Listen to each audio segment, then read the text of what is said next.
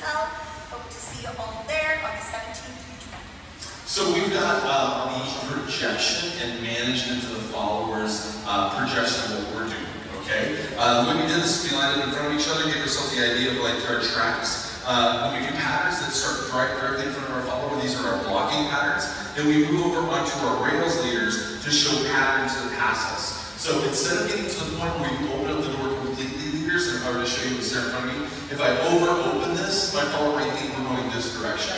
So I have to kind of think of more like I'm still projected at my follower, and I'm inside 30 degrees. If I'm past 45, bad. Think of it is that the inside shoulder aligned to the center line of the follower will help. Yeah. And don't over-open in rotation, yeah? So this is going to show my follower if I'm blocking, left side patterns, inside rolls, tuck turns and travel. This one's going to be my whips, my underarm turns, my outside turns to my right side. So this helps you kind of thumb through your information. Followers, we worked on framing, and we talked about how instead of hanging the arms in the front of our body, where just the front is giving the first communication, I'm going to try to connect those arms to my shoulders that are brought back through my back to hang on the side of my body.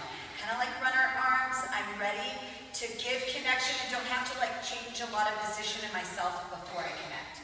I'm looking at like being able to use my connection to dance inside of, so that when I'm giving an arm, it can start to help me in my movement or give me momentum. So make those arms work for you.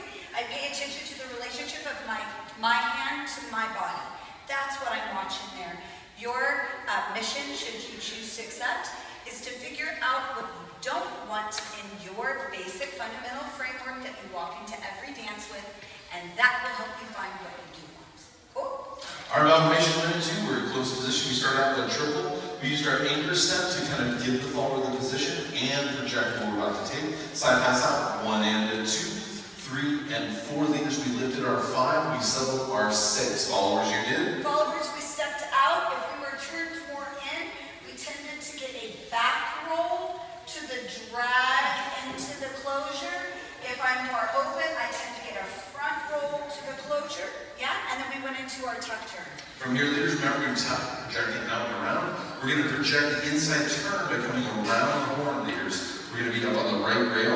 Followers, I'm also going to prep in reaction to my leader's prep in my own body by expanding my rib cage. So as soon as I feel that prep happen, I respond by opening up my rib cage so I can close it into the turn. Leaders, anytime the patterns are going over my follower's head, I slope the lead. 1, 2. Elbow. 3, back elbow, and 4 comes down on the rail. I'm going to cut my rotation short. If my leader actually opens me up this way, I may choose to use this here instead of what I'm going to show you here is the check. 5, and we did a flare. 6, a little Kelty V shout out, because she's one of my swing goddesses, and she's here from Denver, and I think of her every time I come here.